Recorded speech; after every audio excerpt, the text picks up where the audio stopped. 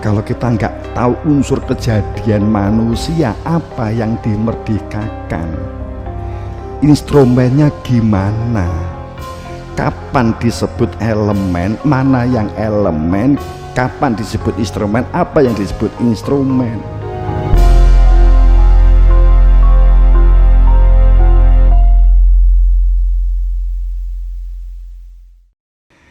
Yang merdeka itu yang unsur lahir, kehidupan yang lahir semata atau kehidupan yang batin. Jika tidak mengetahui ada kehidupan yang batiniah yang bersifat ukhrawi, maka memang mewujudkan kemerdekaan sejati itu akan terasa berat dan sulit.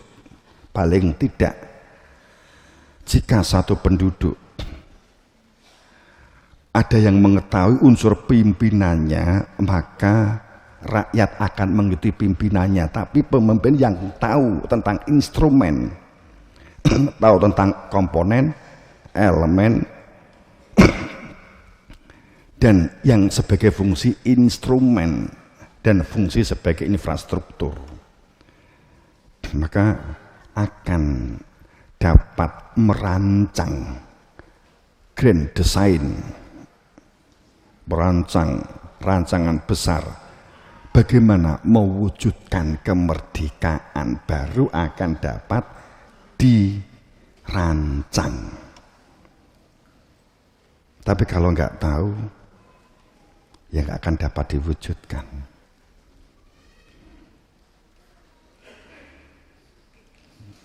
Pendidikan yang memerdekakan, umpamanya sebagai contoh, pada saat sistem pendidikan yang seharusnya mendidik itu adalah berkesadaran, mendidik itu adalah membentuk ideologi, mendidik itu adalah membentuk moral mental, mendidik itu adalah memiliki perilaku mandiri. Mandiri di dalamnya tanggung jawab, komunikasi. Maka itulah sebuah satuan pendidikan bermanfaat terhadap terbentuknya kader-kader bangsa. Akan tetapi, jika sebuah pendidikan hanya berfungsi transfer pengetahuan, hanya teori menuntaskan belajar secara teori, gitu ya, hanya ini, tapi tidak diwujudkan dalam bentuk kesadaran, ideologi, moral, mental, kemandirian, maka sesungguhnya pendidikan itu anfaedah. Pendidikan itu tidak bermanfaat. Jika maaf, guru bisa jadi profesi yang salah satu profesi yang tidak ada manfaatnya, bisa jadi jika guru hanya mengajar, datang, memberi konsep, diberikan, selesai.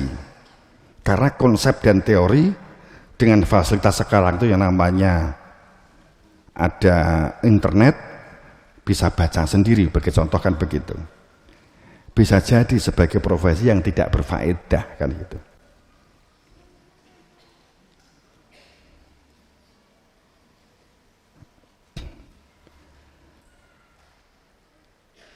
Awal sebuah pendidikan, fungsi guru itu adalah masalah ideologi, sehingga orang itu punya prinsip kehidupan, tahu apa yang dijalani dalam hidup ini, tahu bagaimana cara mengendalikan diri, tahu bagaimana yang namanya sabar, mengembangkan potensi, kemudian kehidupan sosial, akhlak apa yang digunakan, mental apa yang diterapkan, adab apa yang harus diwujudkan. Saat ini tidak dibentuk, sekali lagi, bahwa satuan pendidikan anfaedah. Saat keluar ternyata tetap kebingungan, justru ternyata statistik menunjukkan semakin rusaknya moral, berarti sesungguhnya ini adalah kegagalan sebuah pendidikan Itu sebagai contoh. Berarti sesungguhnya ini ada berkaitan dengan kemerdekaan terjajah yang ketiga tadi, itu tidak terbentuk. Dijajah secara asing, dijajah secara keluarga sendiri atau bangsa sendiri, dijajah oleh dirinya sendiri. Tapi jika mengetahui instrumen, inti kehidupan adalah dirinya.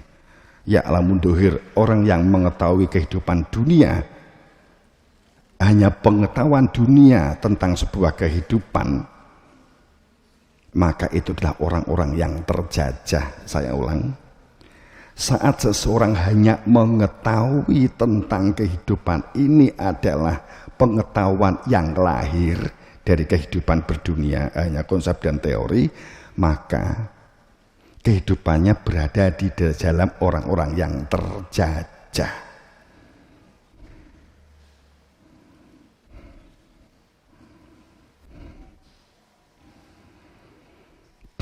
Apakah merdeka itu diwujudkan dengan cara menuangkan gagasan dan pikiran dan bertindak semaunya sendiri tanpa batas? Itu berarti mewujudkan merdeka? Mungkin kita berpikir saat kita bertindak tanpa dikendalikan, saat kita bertindak dan berpikir sebebas-bebas, dapat menuangkan gagasan sebebas-bebasnya, itulah merdeka. Mungkin banyak dari pendapat berpikir bahwa merdeka itu salah satu komponennya adalah itu, berarti orang yang bebas berpikir dan menuangkan gagasan itu merdeka. Faktanya dalam kehidupan beragama, apakah semakin menjadi ahli surga atau semakin menjadi ahli neraka? Kalau semakin menjadi ahli neraka, berarti sesungguhnya semakin terjajah. Maaf, dalam kehidupan agama umpamanya, setiap orang punya pemikiran boleh bebas sebebas-bebasnya berpikir tentang agama. Orang roh agama untuk berpikir agama, membuat gagasan tentang agama, bahkan tentang Tuhan, berpikir tentang Tuhan, menciptakan Tuhan di angan-angannya, menciptakan Tuhan di tulisan, menciptakan definisi Tuhan dengan narasi dalam tulisan-tulisan, tapi sama sekali tidak mengenal Tuhannya, kecuali hanya mengenal Tuhan dari buku, dari bacaan, kemudian merasa kenal, kemudian menuangkan gagasan sesuai pendapatnya. Itulah merdeka. Faktanya saat itu dilakukan, saat sarjana agama banyak semuanya menulis tentang Tuhan, semakin baik atau semakin rusak? Semakin bingung dan membingungkan. Kan begitu yang terjadi. Logikanya, wal ala amanu, kalau banyak orang yang ahli agama, maka saya jamin negara itu tentrem, adem ayem, rep, kan gitu. Langsung harmonis, langsung lafah tanah barokah kondur, sehingga hujannya itu duit, sumber emas, umpamanya kan begitu. Faktanya apa? Bandeman boto, emasnya wujud ora. Sebagai contoh kan begitu. Setiap orang punya pendapat. Pada saat ada unsur pemerintah, setiap orang punya gagasan tentang politik, setiap orang punya gagasan, setiap sarjana politik, sospol pomone, semuanya menulis tentang politik. Bagaimana politik yang benar menurut idenya sendiri. Saya bingung ke apa saya nentrem ke? Kan begitu. Artinya pikiran ini merdeka atau justru semakin memperluas, memperbanyak penjajah-penjajah yang ada di dalam pikiran kita. Kan gitu kan? Ekonomi bebas, ngumpul ke duit seagak-agak, sing iso usaha, jadi bangga kalau ada seseorang negara, bangga umpamanya manapun ya. Ada orang yang kaya raya, sekaya mungkin sampai setingkat Bill Gates, wah duitnya ngelumpuk di satu orang, ribuan triliun ngelumpuk di dia, yang lainnya melarat. Kemudian tertulis pemasukan negara ini ada kenaikan 7,5%. Padahal yang naik hanya 2 orang. Yang lainnya itu banyak yang meduk, stagnan, tapi hanya 2 orang yang bisnisnya itu jalan tiba-tiba duit ngelumpuk. 2.000 triliun di 1 orang. Krisis enggak? Krisis. Yang diatur bagaimana cara menyebarkan uang ini supaya tidak ngumpul. Tapi masalahnya sistem kapitalis berpikir bagaimana supaya uang-uang kecil bisa ngumpul kan gitu. Mergo duit itu juga duit nyawa. Buktine uang itu punya nyawa. Duit itu buktine uang punya nyawa itu adalah kowe duwe duit gak tahu gelem, gak tahu kerasan di sakumu, di dompetmu gak pernah kerasan. Mbok gawa sedina wis jalan-jalan. Gak tahu kerasan. Duit iki mbok cekel iki gak tahu kerasan. Ya mungkin karena kamu gak begitu kenal karo uang itu sehingga dia gak kerasan, gak pernah kamu sopo aruh sehingga uang itu cepat keluar dan dia jalan-jalan ngumpul mencari teman-temannya. Jadi ngumpul di gone konglomerat pomone di Jakarta pok di gitu nglumpuk di kono. Nglumpuk dadi sitok. Di kono koncone akeh sehingga dia kerasan. Gitu. Saking gak kerasane kamu tuh mendatangkan temennya. Itu kamu harus mencari apa? Borekan. Apa borek ya? Jaminan utang di bank. Gitu. Wi padha karo lomba voli, mergo di daerah di desa itu enggak ada yang ahli voli, kemudian nyewa konjobo bayar, kan gitu toh? Kan gitu padha. Budal bank nyewa kan gitu. Kan gak kerasan. Wong nyewa, ya mesti bayarin balik neh kan gitu. Itu ternyata uang itu duwe nyawa. Dan dia tuh gemar berteman. Dia gemar berteman. Duitnya komunikasi. Komunikasi. Iya di Alfamart Indomaret yuk toko Indomie wae iki kan gitu. Aku ndang iso kumpul ke koncoku sing di Jakarta kono kan.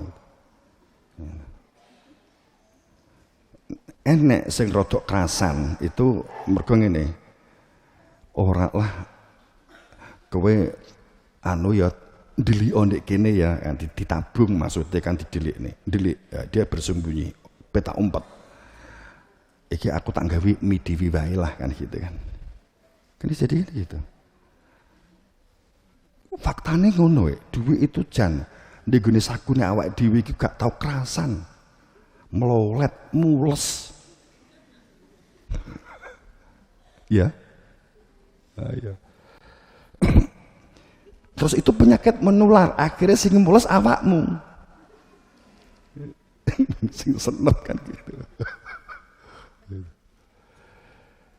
Nah, sebenarnya kalau sistem itu sebuah sistem kepedulian yang dibangun itu negara itu tidak semata-mata karena sudah terlanjur kesepakatan sebuah negara maju itu adalah ekonomi dan ini sudah kesepakatan.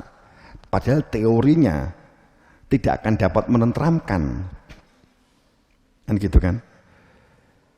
Dan berkemajuan gitu loh. Negara maju itu akeh sing melarat juga. Seharusnya kan budaya gitu loh ya. Budaya belajar, budaya komunikasi, budaya pemberdayaan, budaya mandiri. Itu yang seharusnya dapat dibentuk budaya belajar kan gitu. Akibat bahwa oriented ekonomik, maka yang penting income PDB sebuah negara itu adalah besar meningkat, tidak peduli dampak lingkungan yang akan menjadi rusak, dan tidak dihitung, umpamanya potong hutan del, sing penting ekonominya itu dihitung untung. Kalau kita mau logis, kalau kita itu membabat hutan, untung ruginya itu juga berkaitan dengan masalah akibat tanah yang dimunculkan dan alam yang memiliki dampak seperti apa. Tapi kalau yang dihitung adalah untung rugi, ini pohon sakmene, regane sakmene, didol sakmene, selisihnya berapa, ini berarti kan sudah di permukaan, nilai bisnis. Tapi kalau kita mau secara hukum budaya, ya mestinya dihitung juga mengenai tanah, air, udara, dampak dari hutan itu dihilangkan. Itu kalau mau adil. Kembali ke ekonomi kan sebegitu.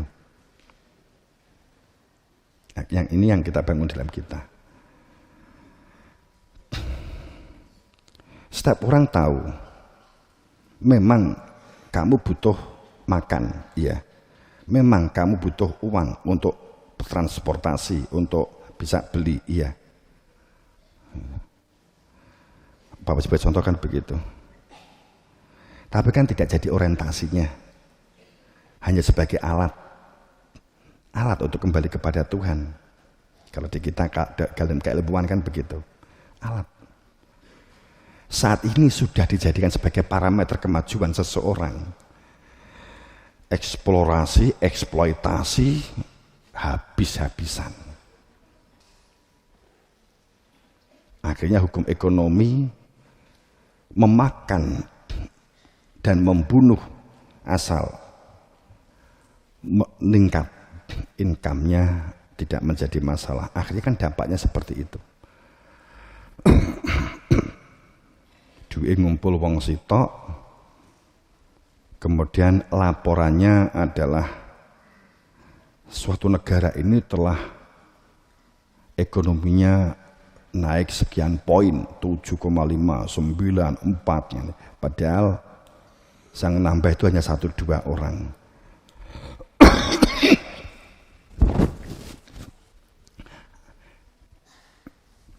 Itu artinya bahwa ada unsur pola penjajahan kapitalis. Apa yang harus diperbuat untuk dapat meratakan itu? Padahal jika kamu tuh sugih ijen, bukan orang tua kamu yang membentuk kamu menjadi orang-orang yang beruntung, bukan orang lain, bahkan orang tua kamu yang menjadikan kamu akan menjadi orang, akan tapi diri kamu sendiri. Kamu bertanggung jawab terhadap diri kamu sendiri.